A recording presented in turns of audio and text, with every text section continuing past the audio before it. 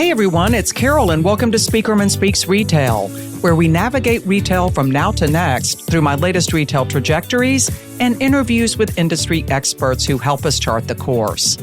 My regular listeners know that I've been bullish on brick and mortar since before it was cool, and even when it was considered heresy. But it's official. Physical spaces of all kinds are experiencing a renaissance right now, the likes of which we've never seen before. And retailers and brands are pretty psyched about it. But there's more to the story. A lot more. My guest has written an important book that I hoped I'd like, but ended up binge reading cover to cover. Joe Brady is the author of Work, Shop, the consumer-driven transformation of commercial real estate. The book distills intersecting concepts and historic markers into a compelling vision for the future of work, retail, and leadership. Joe outlines the origins of consumer primacy that are rattling retail right now and the spaces, skills, and shifts that will fuel the conceptual age and beyond. Since I read the book, I've had the pleasure of chatting with Joe about all kinds of things, and it turns out he's just as engaging and down-to-earth one-on-one as he is as an author. But let's talk about Joe's experience. He's a commercial real estate expert who spent years in the trenches both on the work and shop sides of the business. He served as CEO of the Americas at the Instant Group, the global leader in agile and flexible workspaces. He managed a massive retail portfolio heading up real estate operations for Walgreens, and he's an active member and leader with high-profile organizations like the International Council of Shopping Centers. Joe is a true thought leader who's passionate about pulling all of us boldly into the future while keeping our eyes wide open to the progress and pitfalls of the past. I can't wait for you to meet him. Joe, it's so great to have you on the show. Thanks for coming. Thank you, Carol. It's great to be here with you. I think a really great place to start is the main title of the book, which is just two words, Work, Shop. But when I got into the book, I realized those two words speak volumes about how work and retail have transformed over time. And I think they're just a great way to encapsulate so many of the points that you made in the book about those evolutions. So can you tell me more about what inspired the title and the story behind it? Yes, over the last 10 to 15 years, had a front row seat to see how retail expanded from simply brick and mortar stores to omnichannel. And really all of that was driven by technology. The iPhone came out in 2007. And since that time, we've learned to vote with our wallets with agency, autonomy, and optionality. The notion of shop migrated from a noun, a physical place where you went, brick and mortar, to a verb. It was a thing we did. You would shop either physically in a store or online, whether it was on a laptop or a cell phone. The work part really emerged through the pandemic when I was working for a company called the Instant Group, which is the Airbnb of flexible office space. And it really dawned on me that I had seen this movie, that work was likewise going through a very similar metamorphosis. If I said, Carol, I'm going to work, you would automatically assume I'm going to an office. But because the pandemic created this tectonic shift in how we behaved, and because technology was continuing to accelerate, it became evident to me that work, likewise, was going from a noun to a verb, from a place we went to a thing we did, irrespective of place. So that's where workshop came from. I love that. And the way that you explain how that happened, which is driven by technology, to where working and shopping can happen anywhere somebody wants it to happen. And I also love agency, autonomy, and optionality. You know, how technology has ushered those in, and it's just been such a game changer for how we look at both. But what seems a little regressive right now in light of all that is everybody learned how to work independently. They had that autonomy through COVID, and I think it worked pretty well for some companies, but now you've got some of these major guys out there, Walmart, Dell, Amazon even, wanting to turn work back into a noun, this return to office movement. And I also love a point that you make in the book, which is that the language that's used around this implies that people aren't working unless they are at a literal place of work. There are rationales all over the place why they're doing this. They say it's about fostering culture and collaboration.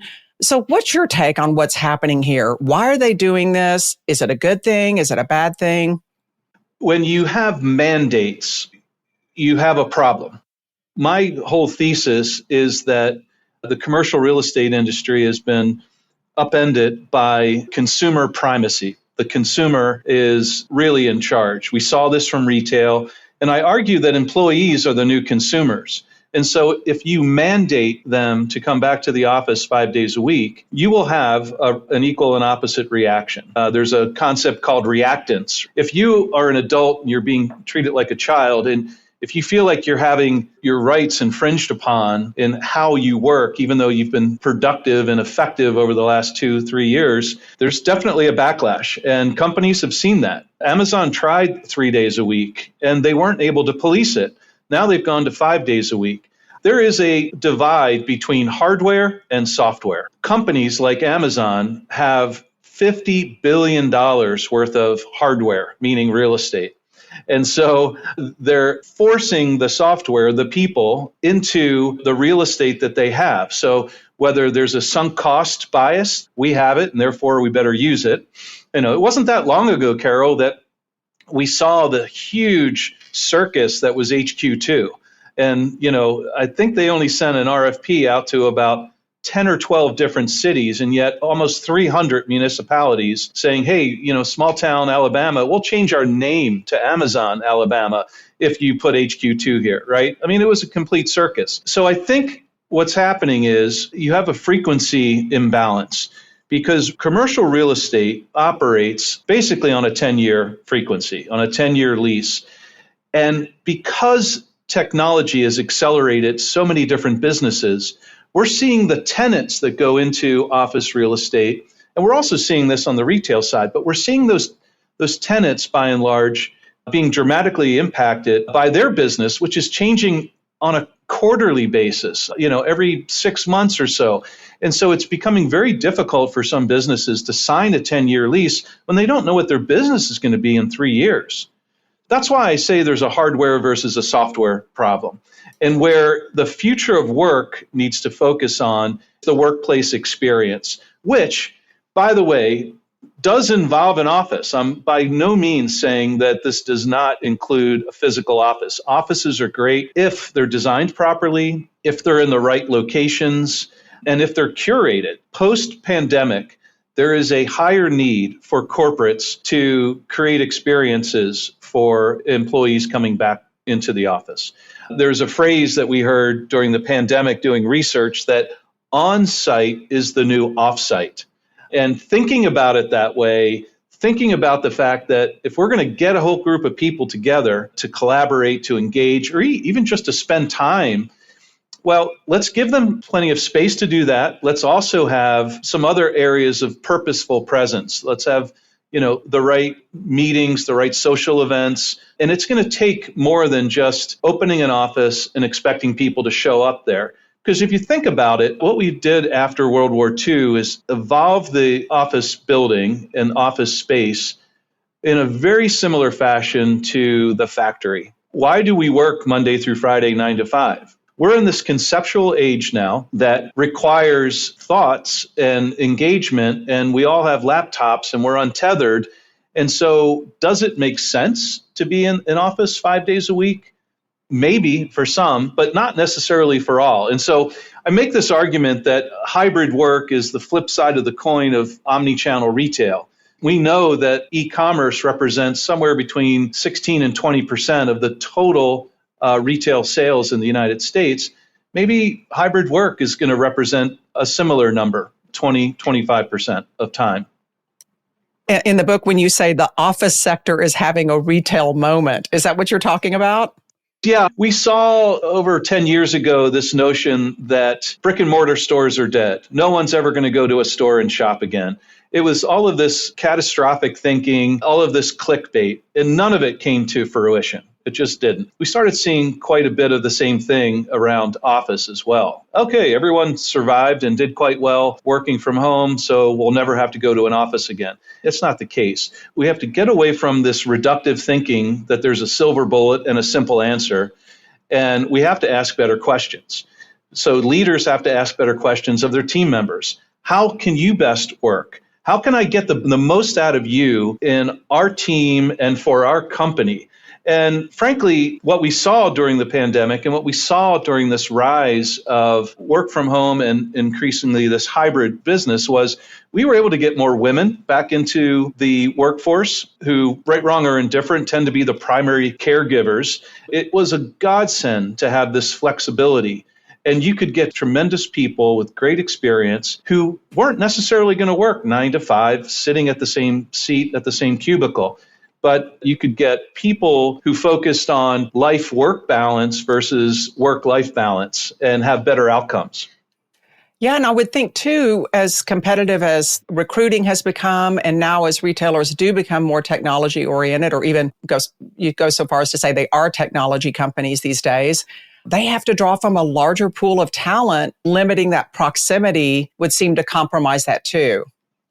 That's right. But I would also say it's experiential, which is another connection point between shop and work. And we know that retailers that create a movement that really foster this connectedness thrive. Apple is just a fantastic example.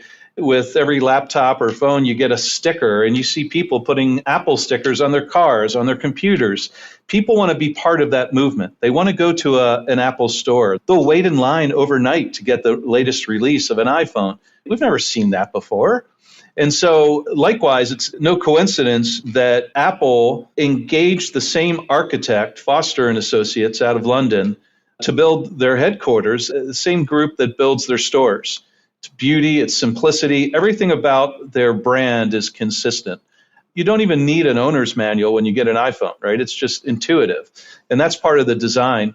There are many businesses that aren't intuitive, are not intuitive, and therefore I think there's some lessons to be learned from a design perspective. Yeah, that's so interesting when you think about those intersections that you're talking about. You talked about workspaces and the potential evolution of workspaces and how perhaps they need to mirror the fast-paced evolution and innovation of the retail space. That is one of my favorite topics, retail spaces and brick and mortar, and that prediction that brick and mortar was dead. And of course, nothing could have been further from the truth. I was pretty much a contrarian about that for many years. I just never bought into it. But now I see retailers being so gung-ho about brick and mortar. They're truly excited about it, retailers and brands. And I think one reason is because there are so many new technologies being developed, a lot of them by third parties, that are promising to make in-store experience a lot better for customers. Also, to quantify all kinds of activity within stores. You know, retailers were very fond of saying, well, not everything that matters can be measured, but now just about everything can be measured. That isn't to say that brick and mortar isn't without its challenges. But then again, you do have all of this hope and promise and opportunity as all of this new technology and this digital rethinking of physical retail is taking place. So I'd love to get your take on the good, bad, and ugly of physical retail spaces. Where do you see it going? The good is that it's part of a retail ecosystem where having brick and mortar is essential for the consumer. We've seen that.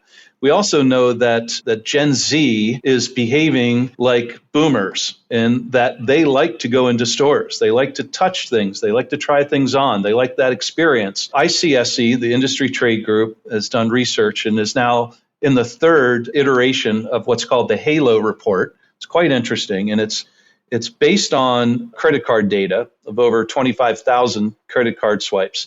And what we've learned is that when a brick and mortar store opens in a trade area, the online sales in that trade area go up 6 to 8%. And that makes sense. What's interesting, more interesting for me, is that if a brick and mortar retailer closes a location in a trade area, online sales go down between 12 and 14%. So what that's telling you is the consumer wants to have the physical store in their trade area. There are times where they'll order a product to their home, but then return it to a store. Or they may want to order it and then go to the store and pick it up. The consumer wants to have, as I mentioned earlier, agency and autonomy and optionality in how and where they spend their money, or even how they return goods becomes very, very important. Yeah, and it also becomes very complex. I got questions all the time in the media. Hey, what are the options that retailers are going to settle on? This seems like it's kind of all over the place. And the answer is we're in an all of the above world where choice is everything. And I think Walmart was probably the retailer that got that the earliest and in a way that made the biggest impact, where they built up this huge arsenal of convenience options. I think Walmart really understood that it was about providing all of those different options, working out the profitability later, and just making sure that shoppers didn't have any reason to jump off their platform and go shop with somebody else. So yeah, I love that point about optionality and choice and how important that's become. To your point, Carol, and to use Walmart as the example, it was about testing and measuring and iterating and evolving. I talk about the ribbon cutting analogy in the book, and we have all been programmed to think that a ribbon cutting is the end of a process, but truly it's the beginning. Particularly if you're in a consumer-centric world, you need to observe how the consumer is behaving and reacting in accordance with your changes and your offering. So what can you learn? And it's vital to be able to listen. You know, they say the consumer will tell you everything you want to hear. The question is, are you listening? Yeah, great point. No conversation about retail is complete without talking about sustainability. It's just become table stakes for retailers now. But I've been saying that sustainability's entered a second act. Consumers are watching, they're doing their research. The section on sustainability in your book is so great because instead of treating it as sort of a dreaded subject and a box that everybody needs to check, you talk about how sustainability has such a positive impact on consumer experience. And you also bring some really eye-popping statistics on how unsustainable some of these legacy buildings are, including, I'm sure, retail buildings. So where do you see sustainability sitting right now? You know, Joe, are we really going to be making any meaningful progress here? Or is it just going to always be wait until it's a crisis point or wait until it's a mandate or wait until we get busted? What I would say is that sustainability is not siloed anymore. It is integrated. And so sustainability makes sense and sense with a C and an S. It makes money if done right, and it makes good sense for the environment. We know that the consumer, as you said, is more educated, more focused, and has done more research than ever. And so whether you're having to pay for bags or deciding to go without a bag as you're leaving a store, or whether you go to a Nike store and see reclaimed materials and feel a certain allegiance to that brand, that becomes compelling. And it's part of the connection that consumers have with brands. When it comes to office space, we learned a really hard lesson. Most of us all became epidemiologists, watching TV through the pandemic. We started to understand MERV filters and clean air. And what became quite evident was that we had a lot of sick buildings. We had a lot of buildings that weren't designed to have clean air intake at the rates that we needed, upwards of 5 times an hour. Most were designed for 1 or 2 times an hour. And so this notion of sick buildings really emerged. In New York City alone, 75% of the office stock was built before the IBM mainframe. That's prior to 1964. It's really difficult to go and retrofit those buildings and put new air handlers in and new filtration and so forth. It's very expensive. And so there's going to be some serious challenges. But we know, as a part of attracting the consumer to a place, we know that the design is important. We know that the materials, we know that biophilia is essential to have living walls and plants and so forth, and lots of sunlight, and definitely having fresh air. I know some people who actually carry around small little measuring devices to understand whether they're in a safe place or not. But in a consumer-centric world, it matters. Whether you're spending your money at a store or you're making your money in and around an office, whether it's the actual HQ or whether it's a satellite office or it's a flexible office space or wherever. I mean, these things are really important. Yeah, and definitely to new generations of shoppers and workers. You said that these old buildings, it's hard to retrofit them. Do they need to be blown up? Or do you think the technology is going to catch up to a point to where it's feasible to turn them into shiny, new, healthy buildings?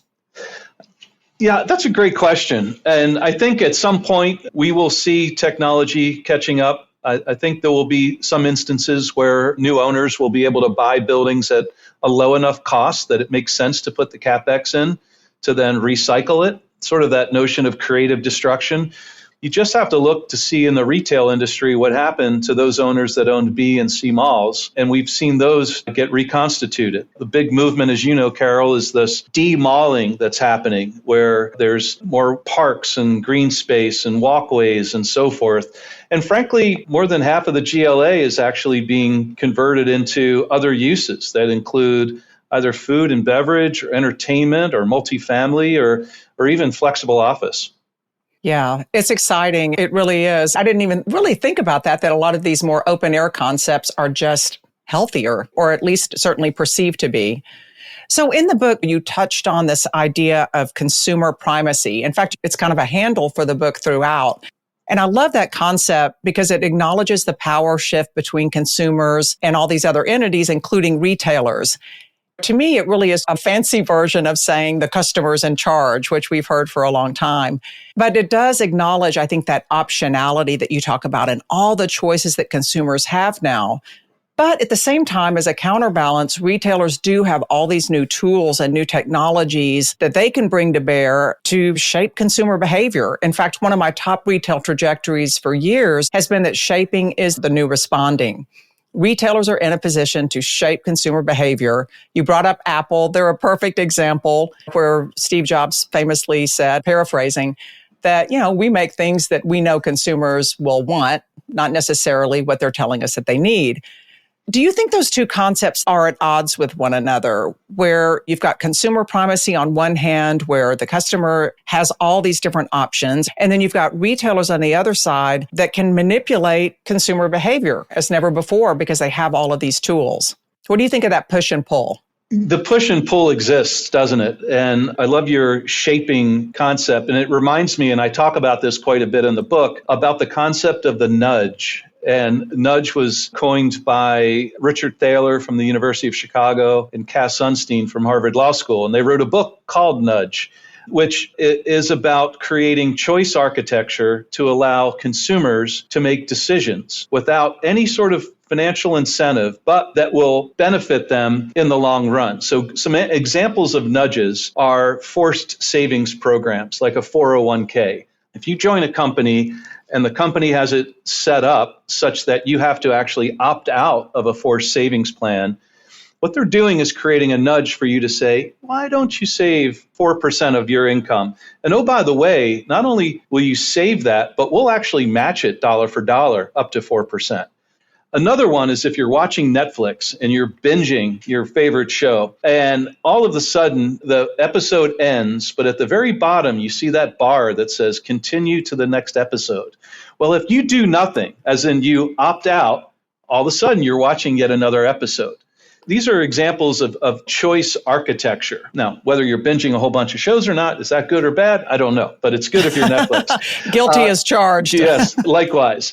But essentially, you have to opt out if you don't want to watch anymore. You turn the TV off. Now, there's examples in retail. There needs to be more examples in office where choice architects create circumstances whereby people will benefit and the enterprise will benefit as well. There are nudges for work that come into play. Like I mentioned, on-site's the new off-site. Having an experience already designed, free time so people can interact, but curating those experiences becomes really, really important.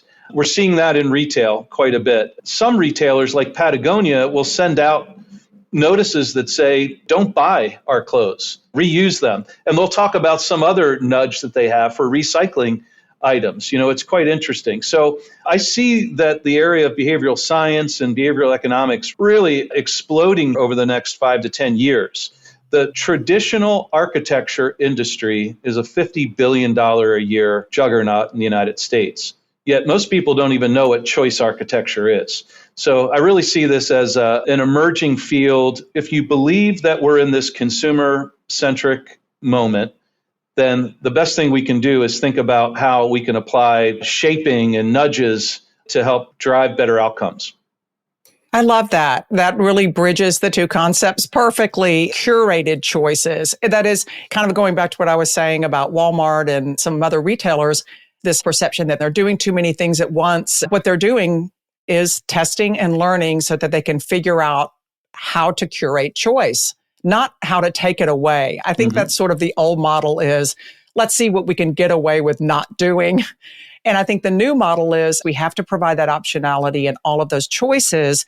So which ones are mutually beneficial? And it sounds like one of the tenets of choice architecture is that it has to be mutually beneficial. It's not nudging people into things that they don't want to do. It becomes disingenuous if it's one-sided. Another part of choice architecture is actually reducing the number of choices that a consumer has to make.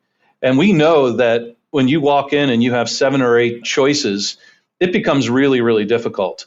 So getting it down to 2 or 3, being able to buy an iPhone and have all of these defaults already programmed in, Apple has already thought about you. We have the agency to go in and change anything we want, but that's part of choice architecture. So let's narrow it down. Let's give people 2 or 3 choices. Anything more becomes overwhelming and problematic. Yeah, and creating the perception, if it's done right, that you're thinking ahead on behalf of your customers.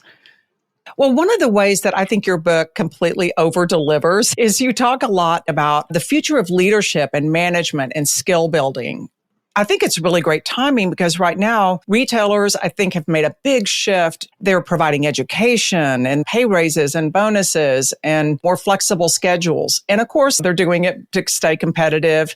They do find themselves competing with a much larger group of technology companies and others right now. The upskilling and retention part of it in particular is a really tough nut for retailers to crack. In fact, recently an HR lead for one of the top luxury brands out there told me, she said, Carol, here's the dirty little secret.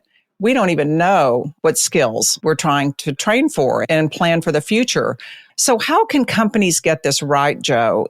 And with all of the complexity now around hiring and retaining and training and engaging employees, and knowing that increasingly, when you talk about the retail space, that these folks aren't necessarily going to come from traditional retail backgrounds, nor do you want them to. You have to cast a much wider net. It's true. I think, though, and I'm sure there's many retailers that you've talked to, Carol, where you say, show me a great manager of a store and I'll show you a great store. Because that leader helps drive the purpose and meaning that creates this incentive for people to work harder. People don't work for a paycheck, right? They work more for the purpose and the collective. From a retail perspective, we know that the salesperson on the floor is really one of the most important people in the organization. It's vital for companies to be coaching and training, continuously training associates to make sure that they're representing the brand, they understand the meaning and the purpose of the brand, and they're able to communicate that in their own words. You know, being authentic today is more important than ever because our BS meters have become really fine-tuned. And we can call it out when someone's dialing it in. And we really appreciate it when someone is genuine and authentic. So in the work side of things, we've seen managers elevate it to positions where they haven't had the training that they need. And then all of a sudden they become promoted and now they're in quote management. Unfortunately, in this day and age, we need more leadership. And leadership's a skill. It can be honed. It can be learned. Companies have to make more time to focus on leadership over simply management. And particularly in the conceptual economy and what Ginny Rometty from IBM called the new collar economy. And then the other thing is, what are we measuring? And oftentimes you hear this notion of productivity. Productivity is an industrial era construct. In the conceptual age, we should be focusing on effectiveness. Is what you're doing contributing to A, the mission of the organization, and B, the bottom line of the organization? If you can do your work by coming to an office 3 hours in the morning and then in the afternoon you're able to look after your children or after a parent, but you're being effective, should you care? We should be asking different questions and not relying on the inertia of a pre-pandemic world where just because Joe was in the office sitting at his cubicle at his assigned station, he was therefore being productive. Because we know that was a fallacy as well.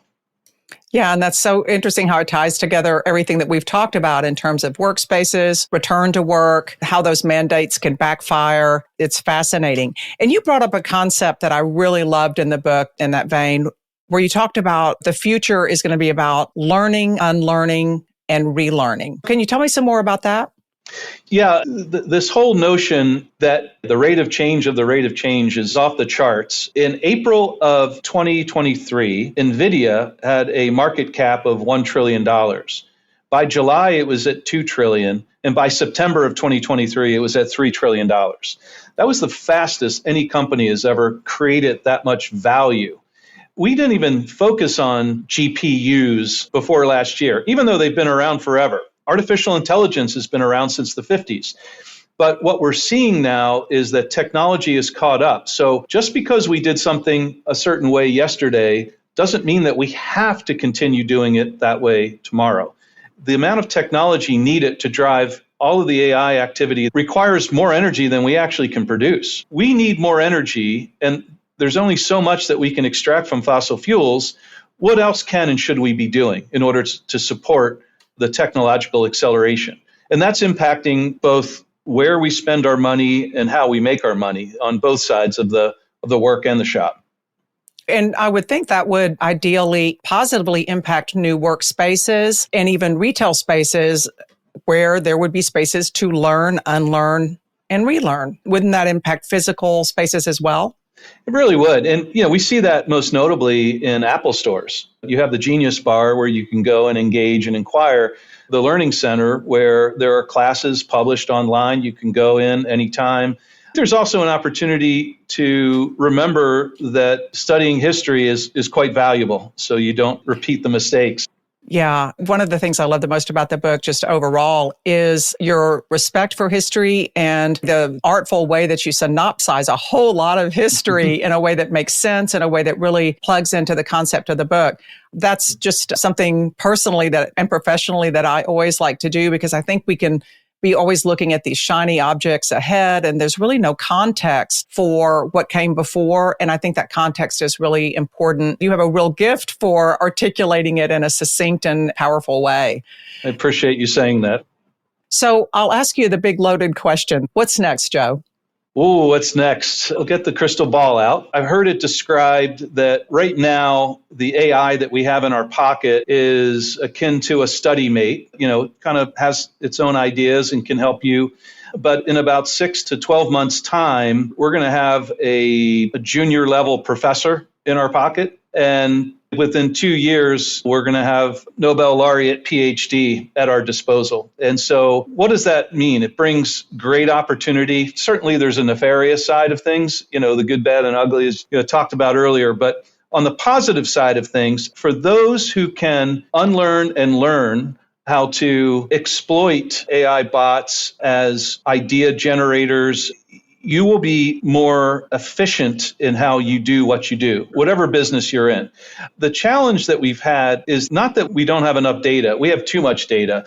We just don't have enough insight. And I think what we'll see here very shortly is this idea of greater clarity coming from the complexity of all the data that we have.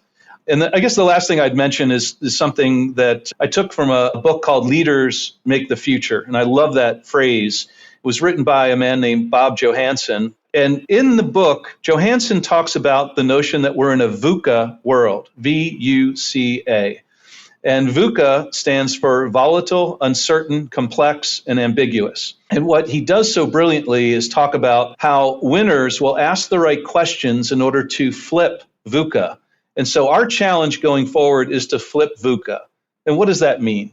If you're in volatile times, how do you create vision? So volatile to vision.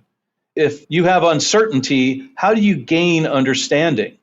If you're in a complex environment, in a complex industry, how do you drive clarity? And then my favorite is, in all of this ambiguity, how can you create agility? The ability to move quickly and easily. That's really my biggest tie back into the real estate world. How do we drive agility and resiliency into the physical place, the built environment? From a commercial real estate perspective, we're dealing with both a hardware and a software issue. The hardware is the real estate. The software are the consumers. But we really need to focus on both sides of it.